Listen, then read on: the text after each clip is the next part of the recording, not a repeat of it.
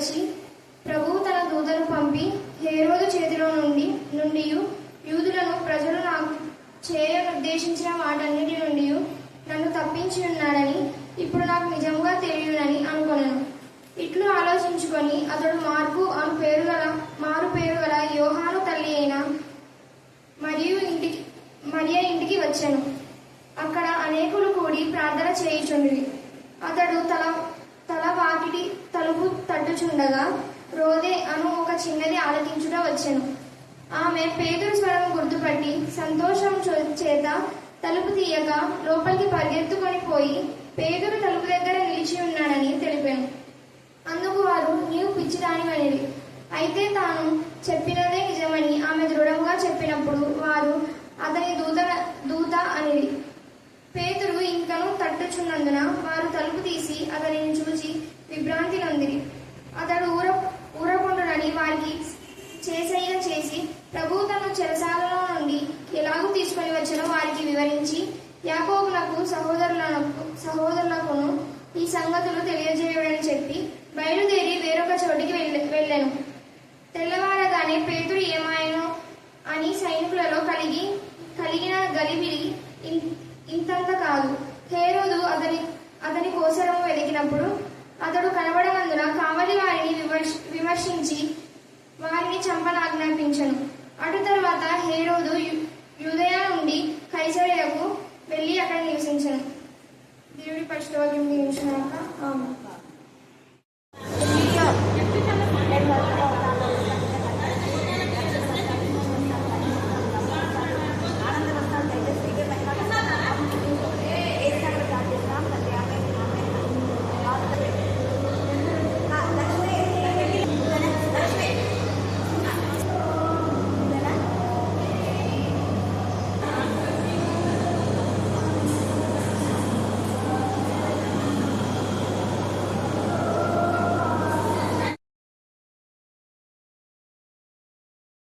మా ప్రేమ ఆదేశం బట్టి ప్రశస్తమైన మీ సన్నిధానములకు వధింపబడిన గొర్రెల రక్తానికి ఎంత స్థుతించా కూడా తక్కువే చదవన లేఖన భాగం ఆశించి విరిచి మా అందరి జీవితాలు మీరు ఫలింపచేయమని ప్రార్థిస్తున్నాం. నాయన వాక్యంతో మీరు మార్చండి. వాక్యం బయలు వెళ్ళించినప్పుడే ఆత్మీయ మానసిక శారీరక రుగ్మత నుంచి విడిపించమని ప్రార్థిస్తున్నాం. బిడ్డలు నా ప్రభా తెలియజేసిన లేఖన భాగం ఆత్మ ఒక్కడే మా ప్రభా సత్క్రియల ద్వారా నా ప్రభా మమ్మల్ని ఆస్వాదించే దేవుడు. దేవ మీకే స్తోత్రం, మీకే స్తోత్రం, మీకే స్తోత్రం, మీకే స్తోత్రం, మీకే స్తోత్రం, మీకే స్తోత్రం. దేవ మంచి పనులు చేయడం ద్వారా అధికారం స్థిరపరచబడుతుందని మీరు సెలవిచ్చారు. అందరిని బట్టి కూడా మేము ఇద్దరు యజమానులకు ఎవరు దాసులై ఉండాలని కూడా మీరు సెలవిచ్చారు. దేవా మా యజమానులు నీవే, నీ మాటకు లోబడడానికి భయపడడానికి దేవా మంచి కార్యం మేము చేయలాగా మీ కృపను సంపాదించమని ప్రార్థిస్తున్నాం. అలాగనే చేరువచ్చిన ప్రతి ఒక్కరిని మీ ఆత్మశక్తితో మీరు నింపమని ప్రార్థిస్తున్నాం. ఈ రోజు మళ్ళీ వారు నా ప్రభా బాంబే వెళ్ళి ఉండగా వారి ప్రయాణంలో మీరు తోడుగా ఉన్నారు. క్షేమంగా రీచ్ కావడానికి మీ కృపాను దాయించండి. మీ నామం పేట నీ ఎందుకు భయభక్తుల బట్టి ఎవరెవరైతే దేవ ఏ విధానంలో ప్రయాణం చేసిన ప్రతి వెహికల్ వాహనంలో దేవ మీ దూత కాపుదల దయచమని ప్రార్థిస్తున్నాం. అయితే ఆ స్తోత్రం నిన్ను నమ్మిన నీ బిడ్డకు మీ దూతను మీరు పంపుతున్నారు, క్షేమస్థితిని దయచేస్తున్నారు. అందుకు మేము స్థితిస్తున్నాం. అలాగనే నీట్ ఎగ్జామ్ రాసిన బిడ్డ నా తల్లి ప్రత్యేక రీతిలో కుముదిని మానస దేవ మౌనిక వాళ్ళ యొక్క తమ్ముడిని నా ప్రభు ఇంకా అనేక మందిని మేము జ్ఞాపకం చేసుకుంటున్నాం. మా తల్లి సహోదరి కేశియా వాళ్ళ యొక్క దేవ నిర్మల కూతురు కూడా మేము జ్ఞాపకం చేసుకుంటున్నాం. ఆయన కనికరించండి, కనికరించండి, కనికరించండి, కనికరించండి, కనికరించండి, కనికరించండి, కనికరించండి, కనికరించమని ప్రార్థిస్తున్నాం. నమ్మదగినదివా నీ కనికరం మేము కోరుకున్నాం. మా భక్తి మా శక్తి ఏది కాదు ప్రభా, నీ ఉచితమైన కృప చొప్పున కనికరం దాయించండి. కరుణా పీఠంలో ఎత్తుబడిన ఈ బిడ్డలందరూ కూడా నా ప్రభా ఒక మంచి ఎఫిషియెంట్ డాక్టర్స్ గా దేవా మిమ్మల్ని మాయంపరచులా కూడా మీ కృపాంశం దాయించగాక.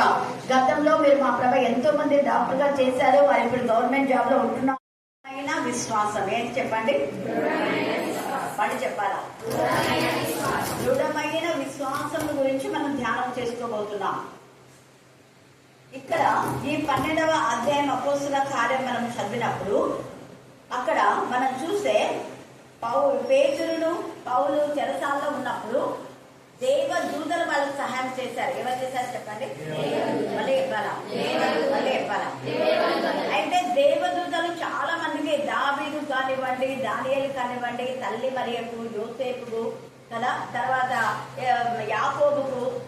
యాకోబు కుమారుడు యోసేపుకు దేవదూతలకు సహకరించినారు. తర్వాత యెహోషువ, ప్రధాన యాజకుడైన యెహోషువ మోషేకు ఆగరు వెరీ గాడ్ బ్లెస్ యు. అది ఇప్పుడు పిల్లలకి తెలిసింది. ఈ మధ్య అఖిల్ చిన్నగా అంటుండ ప్రైజ్లో నేను కాదు చెప్పిస్తా కదా, పెద్ద ఎక్కువ చెప్తున్నాడు గట్టిగా స్వరం అవునా కదా. అంటే కొంచెం వాడ శాలం పెరుగుతుంది, ఈడ స్వరం పెరుగుతుంది, లేదా ఈడ స్వరం పెరిగితే ఆడ శాలం పెరుగుతుంది. హల్లెలూయా.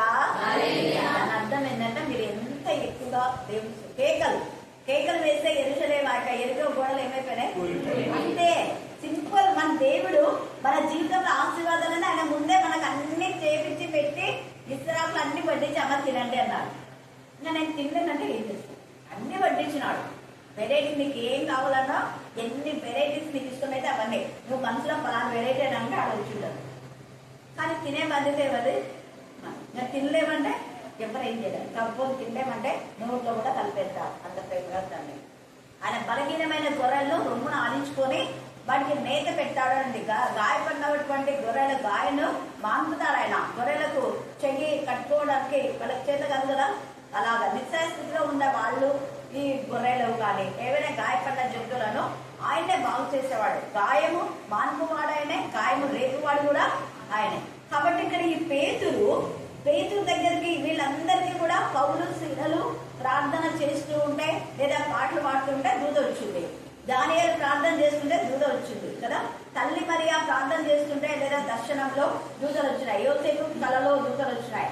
యాకోబుకు నిద్రలో ఆయన ప్రార్థన కాదు కానీ విసిగిపోయి భయంకరమైన పరిస్థితిలో ఉన్నప్పుడు దేవుని ప్రత్యక్షత వచ్చారు దుఃఖంతో. మరి ఆడ ప్రార్థన చేసినట్టుగా ఏం లేదు, తర్వాత వేశారని. తర్వాత రాత్రంతా పోరాడితే అప్పుడు దూత వచ్చింది. అంతకంటే ముందు మహానాయుడు దూతలే కొన్ని వేల దూతలు కనుక్కున్నాయి ఆయనకి యాకోబు. అయితే ఇక్కడ పేతురు ప్రార్థన చేయాలి. ఎంత అద్భుతం ఏం చేసినాడు పేతురు, మళ్ళీ చెప్పారా అంటే నిజమేనాడా? దేవునికి అప్పగించాడు సమస్య, దేవునికి అప్పగించినాడు. మనం సమస్య దేవునికి అప్పగించి ప్రశాంతంగా ఉంటే ఆ ప్రశాంతమైన భాగంలో దేవుడు అద్భుతం చేస్తాడు. యోగు కూడా చాలా సార్లు పెద్ద సుడిగాలు వచ్చినాయి. ఆ గాలిలో దేవుడు ప్రత్యక్షం కాల. సుడిగాలన్నీ అయిపోయిన తర్వాత నిమ్మలంగా ఉన్నాం.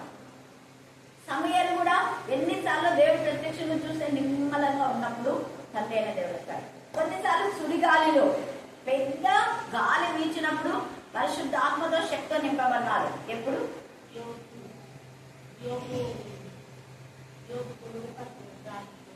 మళ్ళీ చెప్తారు. పెద్ద గాలి వచ్చినప్పుడు పరిశుద్ధాత్మతో శక్తితో నింపబడ్డారు. ఎప్పుడు, ఎక్కడ, ఎవరు? క్లాస్ చూడండి పాపం గట్టిగా. పెంతెకోస్తు పండుగ దినంలో ఇన్నిసార్లు మీరు చెప్తానే ఉన్నాను చూడండి. చిన్నది దేవునికి ఇస్తూ ఆ యొక్క అపోస్తలుల కార్యంలో ఎంత చక్కగా. అందుకే ఆ పిల్లలంతా దివ్య కూడా బాగా ఆత్మతో మని వీళ్ళందరూ మంచి సహవాసం. ఇక్కడ మనకి ఏ సహవాసం ఉందో అదే సహవాసంలో వాళ్ళు కంటిన్యూ అవుతారు. నేను అదే తప్పుడు పోతే దగ్గరికి పోద్దని అంట. ఎక్కడైతే పరిశుద్ధాత్మ సహవాసం ఉంటే అక్కడికే పోవాలి. అందుకే స్టిల్ నౌ మరీ ఆత్మీయంగా ఎదిగింది. అన్ని ఫ్రస్ట్రేషన్స్ ఎంత కష్టం అంటే ఆమె పరిస్థితి ఇక్కడ చావు బ్రతుకుల మధ్య ఉన్న ఆమె ఆత్మీయ స్థితిని కోల్పోలేదు. కారణం ఒకటే, నిరంతరం మన పరిశుద్ధాత్మ అనుభవంలో దాని సహవాసంలో ఉండాలి. ఇక్కడ పేతురు పరిశుద్ధాత్మ అనుభవంలో సహవాసంలో ఉన్నాడు. ఇది సేమ్ వే. ఇప్పుడు పెద్ద సమస్య వచ్చింది. ఇప్పుడు ఎక్కడ సహవాసానికి పోవడానికి ఏం లేదు. కొన్ని పాడదామంటే పాడితే మళ్ళీ ఏమవుతుందో, శుద్ధిస్తే ఏమవుతుందో, అక్కడనే ఎవరు యాకోబుని చంపేశారు కదా. కాబట్టి దేవుడి సమస్యను దేవునికి అప్పగిస్తుంది అనేసి దేవునికి అప్పగించి నిమ్మలంగా ఉన్నాడు. నిమ్మలంగా ఉన్నప్పుడు దేవదూత వచ్చింది. రెండు, ఇక్కడ పేతురు యొక్క నిమ్మలమైన స్థితికి నిర్భయము దేవుడి పైన ఆధారపడి దేవుడికి సమస్యను అప్పగించేసి మౌనంగా ఉన్నాడు. మౌనంగా అంటే స్థుతి చెల్లించలేదు. దేవుని నీ చిత్తం అనేది దేవుడికి అప్పగించేసిన. ఇక రోజు అని చిన్నది ప్రార్థన. ఆమె ప్రార్థన చేస్తున్నందుకే దేవుడి దూతం పంపించాడు. హల్లెలూయా, హల్లెలూయా. ఈ యొక్క రోజే అనే చిన్న దాని యొక్క దృఢమైన విశ్వాసం ఎంత దృఢంగా ఉందంటే మనం చూసినాం. నిజముగా నిజమని నిజములు ధైర్యంగా చెప్పేటటువంటి మరి యొక్క బాధ్యత. రోదే అని చిన్నది అని పెద్దలు చక్కగా రాశారు. రోదే అని ఒక చిన్నది ఆలకించులకు వచ్చాను, ఆలకించింది. ఆమె పేతురు స్వరాన్ని గుర్తుపట్టింది. మరి మీరు పేతురు స్వరం లాగా యేసు స్వరాన్ని గుర్తుపట్టాలి అంటే ఏం చేయాలి చెప్పాలి త్వరగా. యేసయ్య స్వరం గుర్తుపట్టాలంటే ఏం చేయాలి? ఈమె పేతురు స్వరం గుర్తుపట్టింది. మరి మనం యేసయ్య స్వరం గుర్తుపట్టాలంటే ఏం చేయాలి? త్వరగా ఏమా సరిగ్గా ఎదుగుతుంది.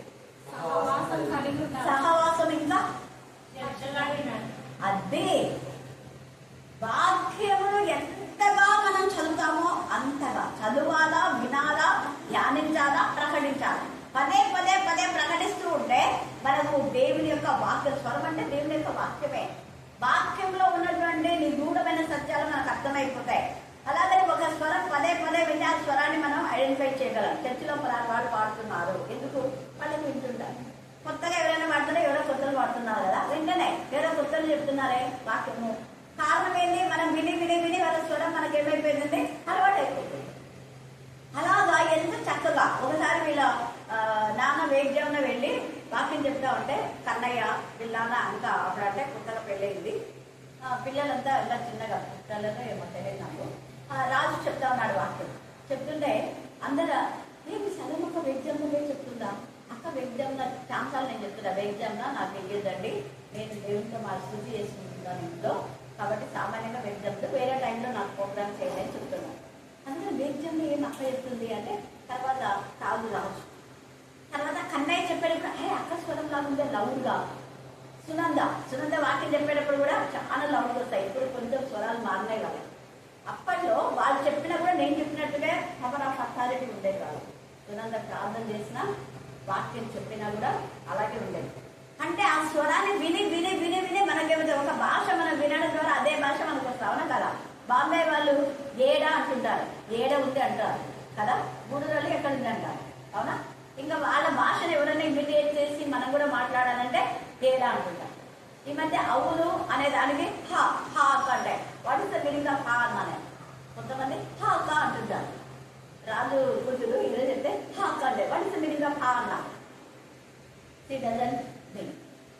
ఎవరినో ఇమిటేట్ చేసి మనం చెప్పడం కాదు, ఎవరినో ఇమిటేట్ చేసి మనం చెప్తే దాని అర్థం తెలియకుండా ఇలా మాట్లాడడం కాదు. ఏడ ఉంది అనే పదానికి అసలు అది దేశ భాష. వాళ్ళకంటే హిందీ దానికి ఉన్నారు కాబట్టి అనుకున్న ఒక రకం. కానీ గూడూరులో ఉండేవాళ్ళు ఏడ ఉంది అనే లోపల నాకు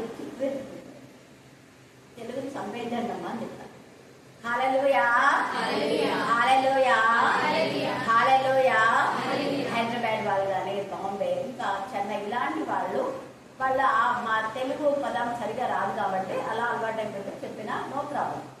కానీ నిజం అనేది అంటే మనకు నిజం అనేది తెలిసి నిజాన్ని తప్పపెట్టి వేరే దాన్ని మనం ఇంటేట్ చేయకూడదు. ఇక్కడ ఈ పాప నిజం తెలుసు అంటే పేతురు స్వరం యాజ్ ఆమె వినింది.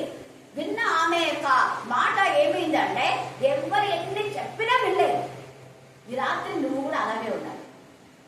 దేవుని యొక్క స్వరాన్ని విన్నప్పుడు ఒక దైవజనుని యొక్క స్వరానికి నువ్వు మరి అయ్యులు అయిపోయినప్పుడు అంటే ఆ స్వరంలో నువ్వు బంధించకుండా అదే స్వరంకే ఉండాలి. నువ్వు మళ్ళీ వేరే వాళ్ళ స్వరం దగ్గరికి వెళ్ళకూడదు.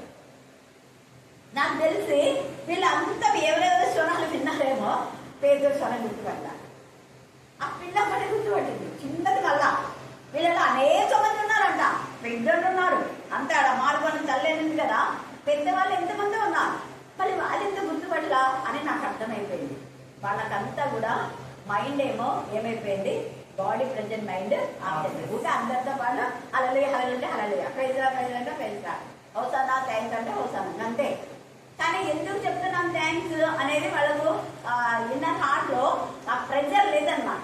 ప్రెజర్ కుక్కర్ వస్తే వితౌట్ వన్ నాలెడ్జ్ ప్రెజర్ వచ్చేస్తా. అవునా? మరి నిజంగా దేవుని స్థుతించాలంటే మనకు తెలియకుండానే స్థుతులతో నింపేస్తాడు. Thank you Father, praise the Lord, we praise the Lord, we worship the Lord God almighty. నీ కరుణాహస్తం, నీ దర్శనహస్తం, నీ పరిశుద్ధ బాబు, నీ యొక్క మరి ఆ యొక్క కనికరం గల హస్తం ప్రభా, గాయపడిన హస్తం, సాహసం చేసేటటువంటి నీ యొక్క కార్యములు అని వెంటనే వస్తాయి. కారణం ఏంటంటే మనం స్థుతించాలన్న మనసు మనలో ఉన్నప్పుడు ఆ స్థుతులతో దేవుడు నింపేస్తాడు. ఒకరు చేసేదాన్ని చూసి మనం ఊరికి వచ్చేలాగా స్థుతించడం కాదు. ఇక్కడ ఈ రోజు అని చిన్నది ఎంతగానో వినింది. విని విని విని విని ఆమె ఆ యొక్క స్వరాన్ని గుర్తుపట్టింది. స్వరం వినలేక ఎంత బాధపడి ఏడుస్తుంది. నాకు తెలుసు పేతురు చెరసాల్లో ఉన్నారు. రోజు మేము పేతురు యొక్క స్వరాన్ని వినేవాళ్ళం, దేవుడి మాటలు వినేవాళ్ళము.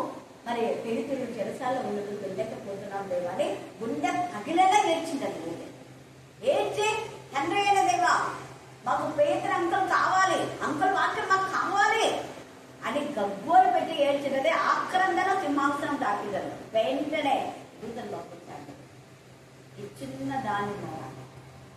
అందుకే రోజే అంత దృఢంగా పేతురు స్వరాన్ని, అంటే ఆమె చేసే ప్రార్థనకు దేవుడు జవాబు ఇస్తున్నాడు అని నమ్మింది కాబట్టి స్వరం విని వెంటనే వెనక్కి వచ్చింది, కానీ తలుపు తీసింది ఆమె తీయాల. కారణం ఏంటంటే మీరేం ప్రార్థిస్తుంది అక్కడే పేతురు వచ్చింది అక్కడ, దేవ పేతురు బాబు పేతురు బాబు అని తెలియస్తున్నా వచ్చాడు పేతురు అక్కడే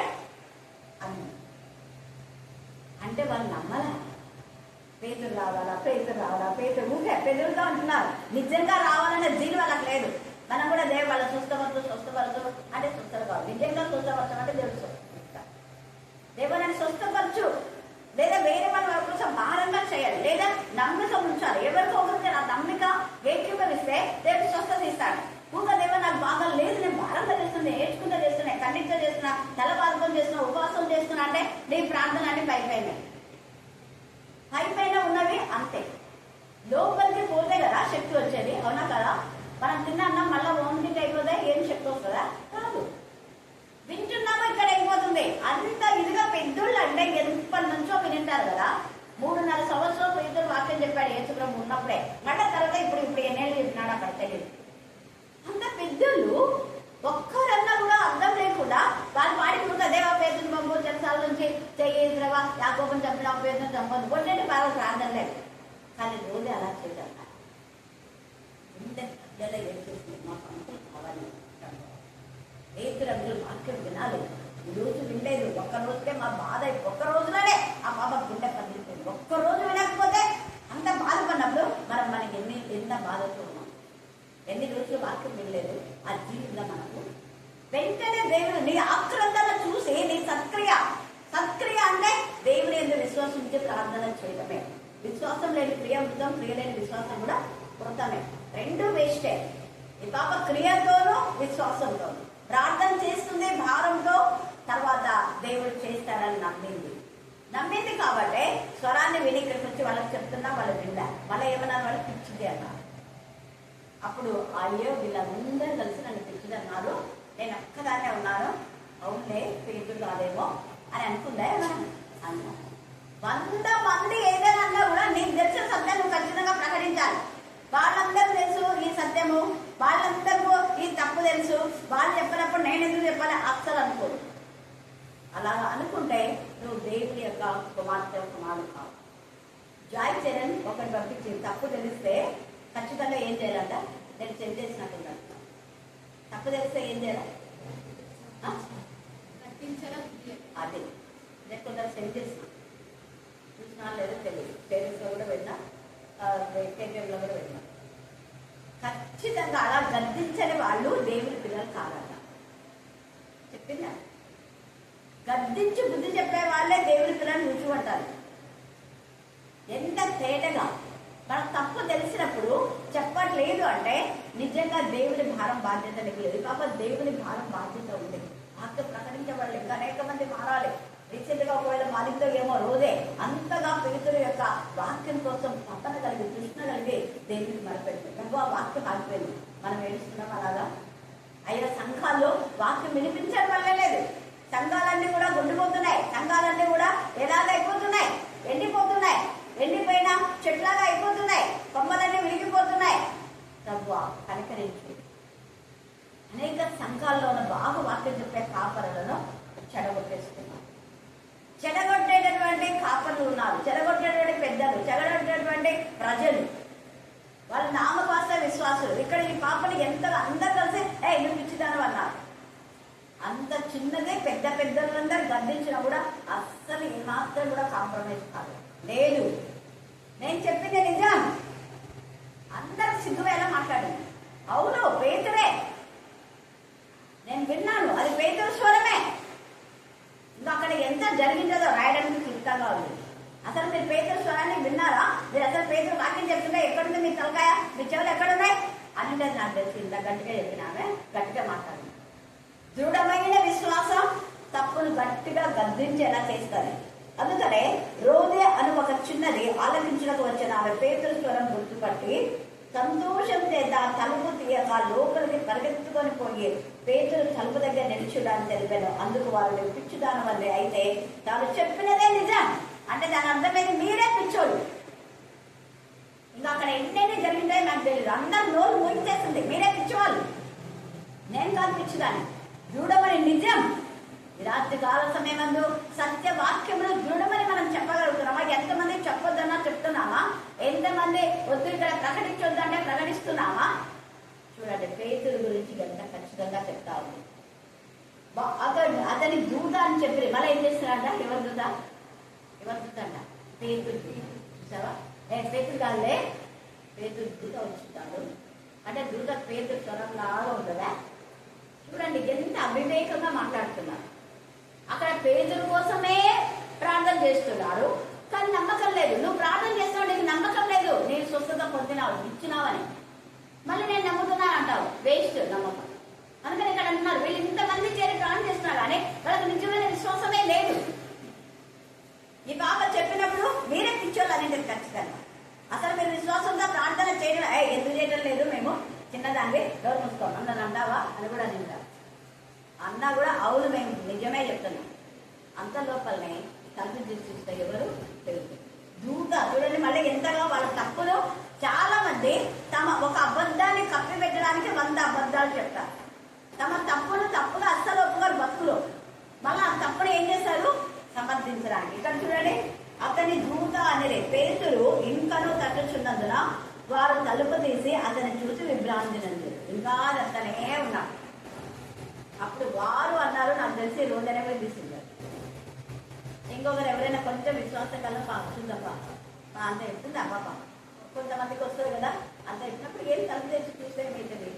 వీళ్ళు ఎందుకు తలుపులు వేసుకున్నారంటే ఇలా ప్రాణం చేస్తుందని మమ్మల్ని కాలం భయం. రాని భయం చూడండి.